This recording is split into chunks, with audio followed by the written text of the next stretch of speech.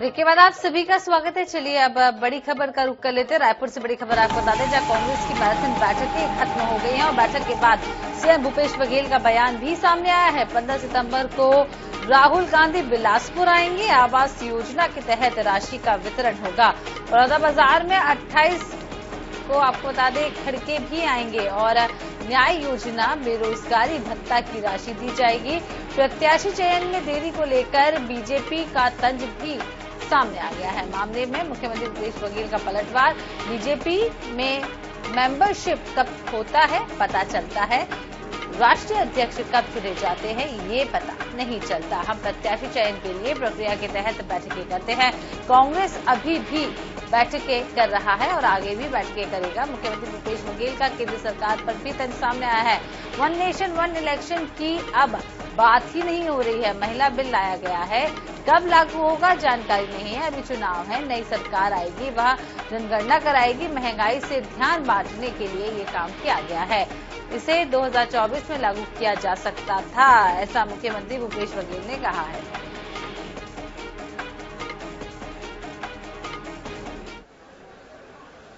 जो आवास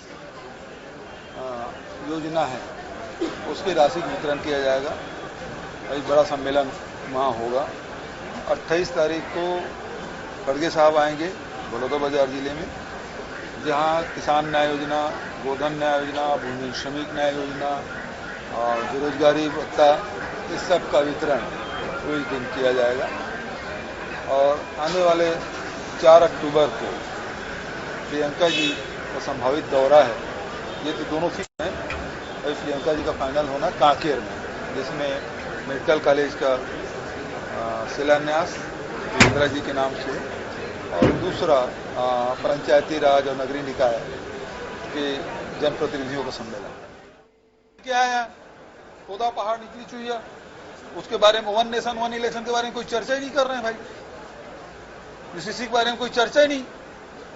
अब जो लोकसभा में बिल पारित है उसकी भी कोई चर्चा नहीं कर रहे हैं, क्योंकि जो महिला बिल लाए हैं वो भी 2029 में लागू होगा कि 2039 में लागू होगा, कोई भरोसा नहीं। क्योंकि जनगणना होगा, उसके बाद फिर डिलिमिटेशन कमेटी बनेगी, उसके बाद होगा। तो अभी तो जनगणना शुरू ही नहीं हुआ है। अब विधानसभा फिर लोकसभा चुनाव, उसके बाद फिर जनगणना कराएगी। जो नई सरकार आएगी तो जनगणना कराएगी, ये स्थिति है। देखिए, भारतीय जनता पार्टी में मेंबरशिप कब होता है उसको पता चलता है, लेकिन उसके राष्ट्रीय अध्यक्ष कब चुने जाते हैं इसकी किसी को पता नहीं चलता। कांग्रेस में जो टिकट के वितरण है वो हम ब्लॉक के सजेशन को, जिले के सजेशन को, वो सब लेके और जितने आवेदन आते हैं उसमें पीसी की जो प्रदेश इलेक्शन कमेटी बनी हुई है उसमें चर्चा की जाती है और उसके बाद स्क्रीनिंग किया जाता है और स्क्रीनिंग के बाद फिर सीईसी में फाइनल होता है। ये हमारी प्रक्रिया, ये मापदंड आज से नहीं शुरू से, और उस प्रक्रिया के तहत अभी पीसी की एक बैठक हुई हमारी।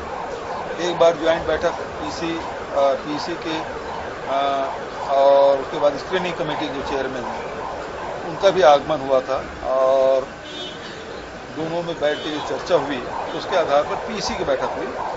अब दूसरी बैठक कल। तो अगली खबर रायपुर से बता देते हैं, जहां कांग्रेस प्रदेश प्रभारी कुमारी शैलजा का बयान सामने आया है और 6 कमेटियों की बैठकें हुई हैं।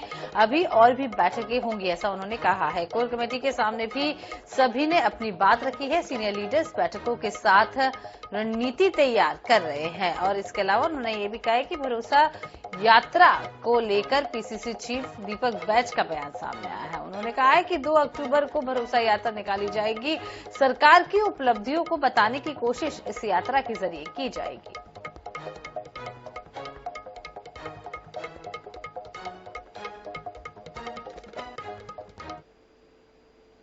हमारी पीसीसी की 6 कमेटियां बनी हैं, उन सब ने अपनी अपनी बात रखी। सभी मेंबर आए थे उसमें कमेटियों के, जैसे campaign committee, manifesto committee, management committee, ये सभी कमेटियां आई और उन्होंने अब तक क्या आपस में उन्होंने क्या बातचीत की। लेकिन ये दौर चल रहा है, कमेटियों की भी बैठक अभी चलेंगी तो हमारी कोर कमेटी के सामने उन्होंने बातचीत रखी, डिस्कशन हुआ आपस में, बहुत अच्छे विचार आ रहे हैं उसमें, और सब बैठकर आपस में सभी सीनियर नेतागण और हमारे सदस्यगण सबने बैठकर बातचीत की उसके बारे में। ये आगे की हमारी रणनीति का हिस्सा है।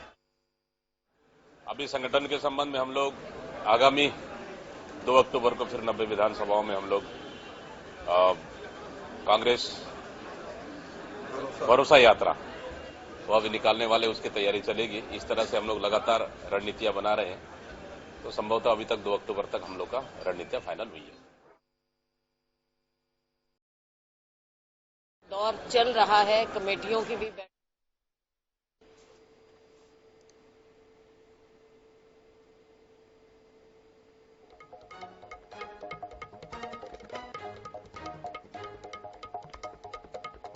इधर भाजपा की परिवर्तन यात्रा धमतरी पहुंची, जिसमें पूर्व मंत्री बृजमोहन अग्रवाल, महेश गागड़ा, शिवरतन शर्मा और अजय चंद्राकर शामिल हुए। अजय चंद्राकर ने जनसभा को संबोधित करते हुए कांग्रेस पर जमकर निशाना साधा। वहीं विधायक रंजना साहू ने कहा है कि धमतरी का हाल बेहाल है। परिवर्तन यात्रा में आए भाजपा के अन्य नेताओं ने भी कार्यक्रम में मौजूद लोगों को संबोधित किया।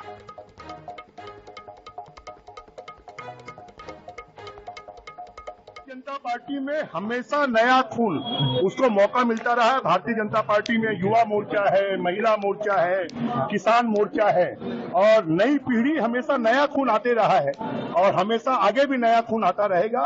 ये सिर्फ भारतीय जनता पार्टी है जिसमें नए लोगों को महत्व मिलता है, प्रश्रय मिलता है। प्रदेश के मुद्दों पर पहुंचे पूरा छत्तीसगढ़ हाहाकार कर उठा। अवैध वसूली से, करप्शन से, गुंडागर्दी से, हत्या से, बलात्कार से त्रस्त हो चुका है। एक आम आदमी अब दिन डूबने के बाद छत्तीसगढ़ में निकल नहीं पा रहा। पूरे प्रदेश में वर्तमान सरकार के खिलाफ आक्रोश व्याप्त है। लोग संकल्पित हो रहे हैं कि सरकार को बदलना है। प्रदेश की तरुणाई, प्रदेश का महिला वर्ग सब पीड़ित है और सब सरकार बदलने।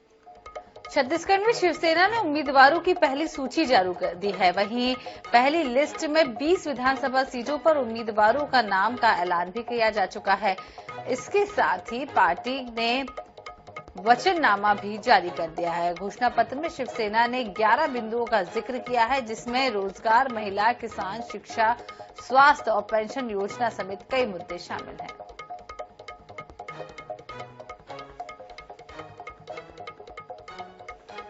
मामले पर हम लोग प्रेस कॉन्फ्रेंस कर रहे हैं। हमारी पॉलिटिकल पार्टी है और पिछले 40 वर्षों से इस प्रदेश के अंदर में हम लोग काम कर रहे हैं। इस छत्तीसगढ़ राज्य को राज्य बनाने में शिवसेना का सर्वाधिक योगदान है और हम लोग लगातार लगभग सारे इलेक्शंस हम लोग कॉन्टेस्ट कर रहे हैं और हम लोग का निशान तीर कमान है। और हम लोगों ने इसके पहले बिफोर लास्ट ईयर से बेरोजगार किसान मोर्चा निकाला। बेरोजगार किसान मोर्चा में लगभग हम लोगों ने 22 जिलों का हम लोगों ने दौरा किया, गांव-गांव, गली-गली, विधानसभा, ब्लॉक वार।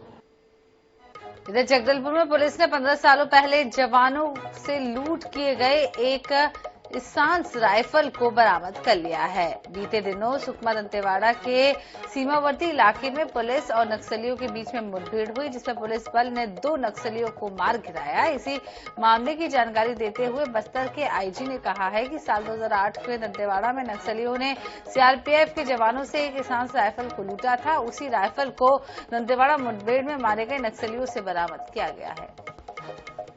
2008 में जिला दंतेवाड़ा के कट्टा कल्याण बाजार में सीआरपीएफ के ऊपर हमला करके माओवादी द्वारा उस इंसास राइफल को लूटा गए थे। लगभग 15 वर्ष बाद इस अभियान के माध्यम से वो राइफल को वापस सिक्योरिटी फोर्सेस ने रिकवर कर लिया है। इस प्रकार के विगत वर्षों में देखा जाएगा माओवादी के कब्जा से अनेक ऑटोमेटिक, सेमी ऑटोमेटिक और रेगुलर वेपन्स भी रिकवर किए गए थे। देश भर में बड़े ही धूमधाम के साथ गणेश उत्सव मनाया जा रहा है। धमतरी जिले में 200 वर्ष पुरानी प्रसिद्ध प्राचीन स्वयंभू गणेश मंदिर है, जो जिला मुख्यालय से तकरीबन 90 किलोमीटर की दूरी पर बेलर गांव के पास गढ़ डोंगरी गांव में स्थित है। यहां गणेश चतुर्थी में 11 दिनों तक विशेष रूप से भगवान गणपति की पूजा अर्चना की जाती है। वहीं इस मंदिर में 11 दिनों तक श्रद्धालुओं द्वारा मनोकामना ज्योति प्रज्वलित भी की जाती है।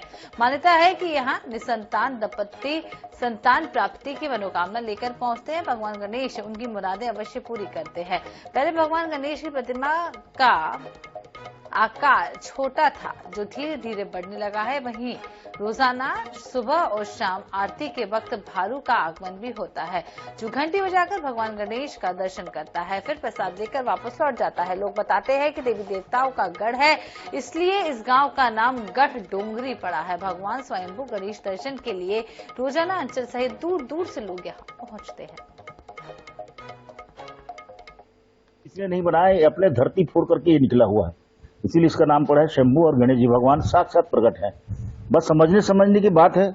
और जो भी भक्तराज यहाँ पर अपना तमन्ना लेकर के आते हैं उनका तकरीबन 100% कम से कम उनकी मनोकामना पूरी होती है। और भक्त लोग मंदिर को कम से कम 2 साल 100 साल हो गया होगा, 200 तब से चलते आ रहा है। और हमारे यहाँ लोग जो भी बताते हैं उसी के हिसाब से हम लोग चल रहे हैं।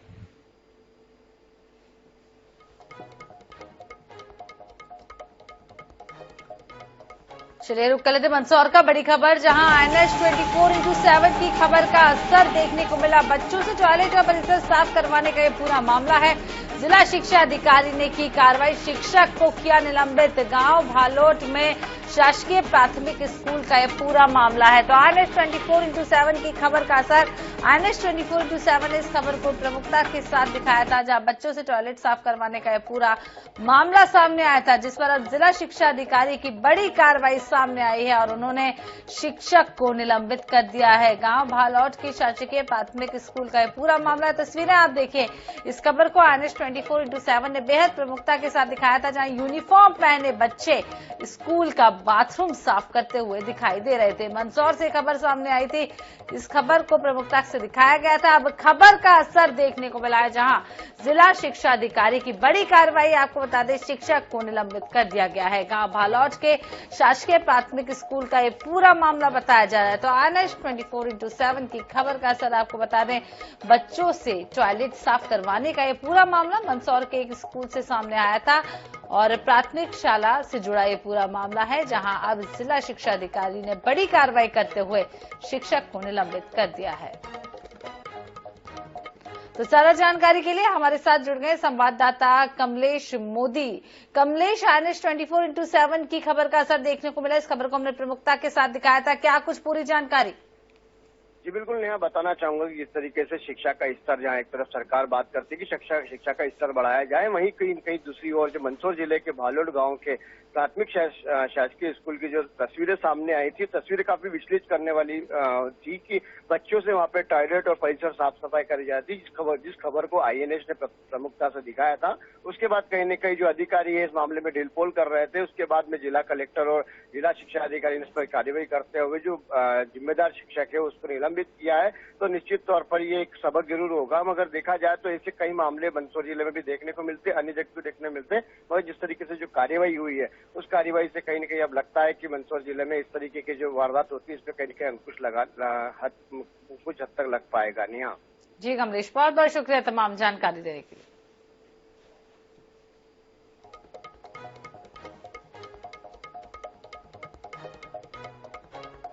तो INS 24x7 की खबर का असर, आपको बता दें इस खबर को हमने बेहद प्रमुखता के साथ दिखाया था, जहां बच्चों के टॉयलेट साफ करवाते हुए देखा गया था। वहीं एक शिक्षक भी वहां पर सामने खड़ी हुई थी। अब बड़ी कार्रवाई करते हुए शिक्षक को निलंबित कर दिया है।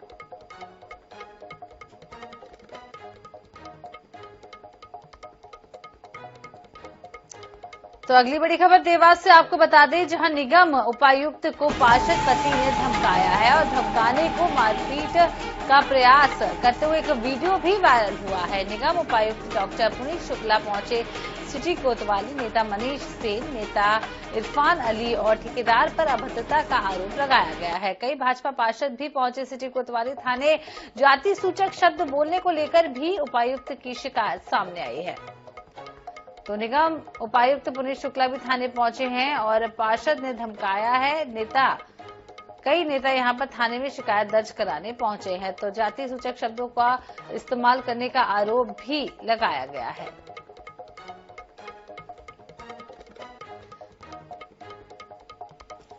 तो ज्यादा जानकारी के लिए हमारे साथ जुड़ रहे हैं प्रताप सिंह ठाकुर। प्रताप, निगम उपायुक्त को पार्षद पति ने धमकाने का ये पूरा मामला आया है, क्या कुछ पूरा मामला है? जी हाँ, बीते कई दिनों से निगम में जो है बहस छिड़ी हुई है अधिकारियों और पार्षद प्रतिनिधियों और पार्षद के बीच में, क्योंकि पिछली परिषद की बैठक से ये मामला गरमाया हुआ था, जिसमें निगम अधिकारियों और पार्षद प्रतिनिधियों और पार्षदों के बीच में जो है सामंजस्य में कहीं ना कहीं कमी देखी जा रही थी, जिसको ये शुक्रवार को ये बहस का रूप ले लेती है। और इसमें पार्षद पति इरफान अली द्वारा किसी बात को लेकर जो है निगम उपायुक्त पुनीत शुक्ला पर बहस के साथ अभद्रता करते हुए उन पे हाथ उठाते नजर आ रहे हैं वीडियो में। जी, बहुत बहुत शुक्रिया तमाम जानकारी देने के लिए।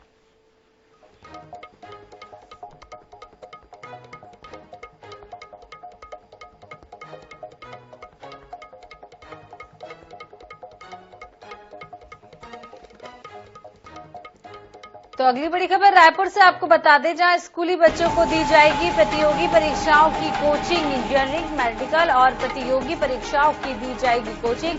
स्वामी आत्मानंद कोचिंग के नाम से शुरू होगी योजना। 25 सितंबर से 150 केंद्रों में कोचिंग देने की तैयारी। रायपुर, दुर्ग, बिलासपुर, कोरबा शहरों में भी होंगे केंद्र। आपको बता दें कोचिंग केंद्र, और राज्य ने कलेक्टरों, जिला शिक्षा अधिकारियों को दिशा निर्देश दिए हैं। तो अच्छी खबर आपको बता रहे हैं, जिस तरीके से प्राइवेट कोचिंग होती है, अब आत्मानंद कोचिंगों का भी शुरुआत छत्तीसगढ़ में होने जा रही है। इंजीनियरिंग, मेडिकल प्रतियोगी परीक्षाओं के लिए इन कोचिंगों की शुरुआत की जा रही है।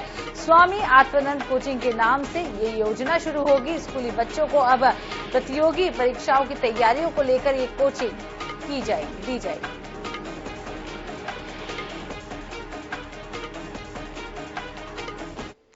अगली बड़ी खबर आपको अंबिकापुर से बता दें, जब सिविल ड्रेस में अंबिकापुर पहुंची यूपी पुलिस और मोहल्ले वासियों के बीच हुआ था विवाद। आई कार्ड नहीं दिखाने पर भीड़ के बीच हुई थी झड़प और आक्रोशित लोगों ने वाहन को तोड़ा, थाने का घेराव किया। यूपी पुलिस के खिलाफ कार्रवाई की मांग की। घटना की सूचना मिलने पर थाना पहुंचे एसपी। तो अंबिकापुर से खबर आपको बता रहे हैं, यूपी पुलिस के खिलाफ कार्रवाई की मांग की जा रही है। घटना की सूचना मिलने के बाद थाने पहुंचे हैं एसपी। तो सिविल ड्रेस में अंबिकापुर पहुंची यूपी पुलिस और मोहल्ले वासियों के बीच में विवाद हो गया था। आपको बता दें कि आई कार्ड नहीं दिखाने को लेकर भीड़ के बीच में झड़प भी हो गई थी। आक्रोशित लोगों ने वाहन को तोड़ दिया था, थाने का घेराव किया था और यूपी पुलिस के खिलाफ कार्रवाई की मांग की जा रही है। घटना की सूचना मिलने के बाद एसपी भी थाना पहुंच गए हैं। बीच में बीएससी का जो भर्ती हुआ परीक्षा हुआ था, उसमें बीएससी का चेयरमैन तामन सोनवानी के रिश्तेदार, मंत्री और कांग्रेस के नेता, इनके परिवार के बच्चों का 18 लोगों का फर्जी सिलेक्शन हुआ था।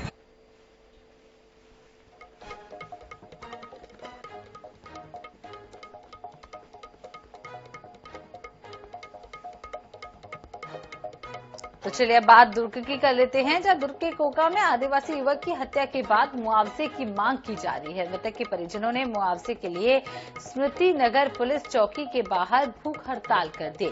आदिवासी समाज के लोगों के साथ हिंदू संगठन भी पुलिस चौकी के बाहर धरने पर बैठ गए। परिजनों का कहना है कि जब तक 50 लाख का मुआवजा और सरकारी नौकरी नहीं मिलती, तब तक भूख हड़ताल जारी रखेंगे। मृतक की पत्नी का कहना है कि मुझे इंसाफ चाहिए, मेरे पति की हत्या में 10 लोग शामिल थे, सभी को फांसी की सजा होनी चाहिए। स्थिति यहाँ पर है, एक आदिवासी युवक की मृत्यु, उसकी हत्या हुई है और उसमें शासन के कान में जू नहीं रहेंगी अभी तक, और उनकी तरफ से कोई भी पहल नहीं की गई। हमारी मांग है कि जिस तरह उनको मुआवजा दिया गया, इनको भी 50 लाख रुपए की राशि मुआवजे के रूप में दी जाए। 5 छोटे छोटे बच्चे हैं कि मेरे पति की मर्डर कर रही है, तो उन्हें इंसाफ तो मिलना चाहिए। क्या मांग क्या है? मांग ये है कि 50 लाख के मुआवजा चाहिए और प्लस मोर सरकारी नौकरी और मोर पति इंसाफ चाहिए। 2 जन बस पकड़ा है, 10 जन रेस हुआ है, 10 जन लोग पकड़ना चाहिए। फांसी के कम से कम फांसी के तो सजा होना चाहिए सर। छत्तीसगढ़ में धान पर सियासी घमासान एक बार फिर से तेज हो गया है। दरअसल मंत्री रविंद्र चौबे ने दोबारा सरकार बनने पर धान का समर्थन मूल्य 3600 रुपए करने का ऐलान कर दिया है, जिसके बाद मंत्री अमरजीत भगत का बयान भी सामने आया है कि प्रथम पंक्ति के नेता बोलते हैं तो समझ लीजिए उनका क्रियान्वयन शुरू हो गया है। उन्होंने पिछले चुनाव में राहुल गांधी के 2500 समर्थन मूल्य दिए जाने के ऐलान का हवाला भी दिया था। अब इस मामले पर भाजपा हमलावर हो गई है। नेता प्रतिपक्ष नारायण चंदेल ने तंज कसा बताया। उन्होंने कहा है कि 3600 देना है तो केंद्र की मदद के बगैर अपने खजाने से देंगे और ये ऐलान क्यों नहीं कर रहे हैं, केंद्र की तरफ क्यों देख रहे हैं। किसानों के मामले में भी कहीं से भी भारतीय जनता पार्टी का रुख सकारात्मक नहीं दिखता है।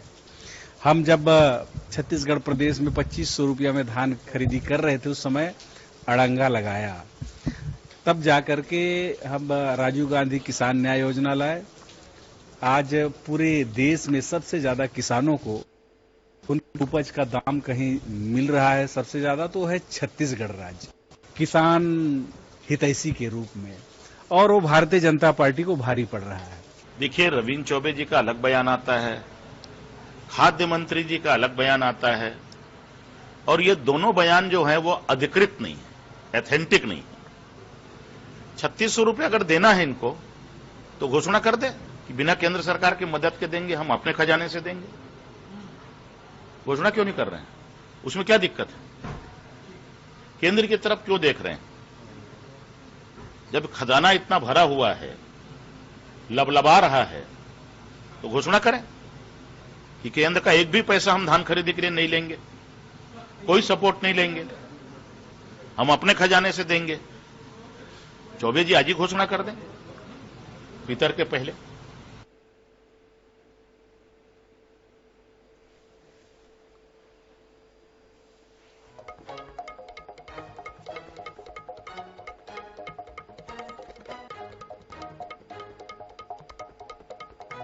इधर राजधानी रायपुर में चाकूबाजी, मारपीट और नशाखोरी के चलते सवालों में आई रायपुर पुलिस की सुरक्षा व्यवस्था एक बार फिर से कलक लग गया है। शहर के बीचों बीच एएसपी दफ्तर की पार्किंग में गैंगरेप का सनसनीखेज मामला सामने आया है। घटना को अंजाम देने वाले पार्किंग के मैनेजर और उसके 2 साथियों को पुलिस ने गिरफ्तार कर लिया है। इस दरिंदगी के बावजूद पुलिस की लापरवाही चरम पर है। INS 24x7 की टीम जब मौके का जायजा लेने पहुंची तो वहां खुलेआम शराबखोरी की तस्वीरें भी सामने आई। वहीं रेप मामले को लेकर मंत्री अमरजीत भगत ने कहा है कि इस घटना का जितना कड़े शब्दों में विरोध किया जाए उतना कम है। जो भी अपराधी होगा उस पर कड़ी कार्रवाई होगी, किसी को भी नहीं बख्शा जाएगा। राजधानी रायपुर में अपराधियों के हौसले रोजाना बुलंद होते जा रहे हैं। बात करें तो पुलिस का कोई खौफ अब अपराधियों में बचा ही नहीं है। दरअसल राजधानी रायपुर में बीच शहर में एक बार फिर से सामूहिक दुष्कर्म का मामला सामने आया है। ये जगह और कहीं नहीं बल्कि रायपुर शहर के एडिशनल एसपी ऑफिस की ये पूरी घटना है। आप देख सकते हैं जैसम चौक जैसे मुख्य सड़क मार्ग शहर के बीचों बीच जहां एडिशनल एसपी सिटी का कार्यालय है, इसी जगह की जो पार्किंग है, यहां पर एक युवतियों के साथ जो है गैंगरेप की वारदात को अंजाम दिया गया है। ये वही पार्किंग है जहां पर युवती के साथ गैंगरेप की घटना को अंजाम दिया गया। 3 आरोपियों ने मिलकर के इस पूरी घटना को अंजाम दिया, जिसमें पार्किंग का मैनेजर भी शामिल है।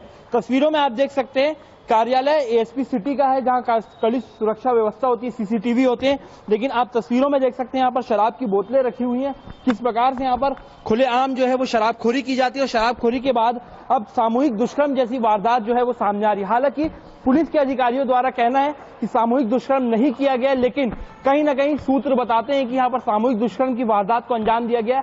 मामले में पुलिस ने आरोपियों तक पहुंचने के लिए भी 2 दिन का समय लगा दिया। वहीं पुलिस जो है कहीं ना कहीं ढिलाई से कार्रवाई कर रही है, जिसके चलते लगातार आपराधिक घटनाएं बढ़ती जा रही हैं। देखना होगा रायपुर शहर में कानून व्यवस्था किस तरीके से पुलिस बना पाती है। कैमरामैन इकराम कुरैशी के साथ मोहम्मद सैन, INS 24/7 रायपुर। देखिए, घटना का तो सभी को दुख है और जितने कड़े शब्दों में उसका प्रतिकार किया जाए, उसका विरोध किया जाए, वो उतना कम है। हम उसका कड़े शब्दों में प्रतिकार करते हैं और जो भी अपराधी होगा उस पर कड़ी से कड़ी कार्रवाई होगी, किसी को भी बख्शा नहीं जाएगा। इसी के साथ इस बुलेटिन में फिलहाल इतना ही। देखते रहिए INS 24/7। नमस्कार।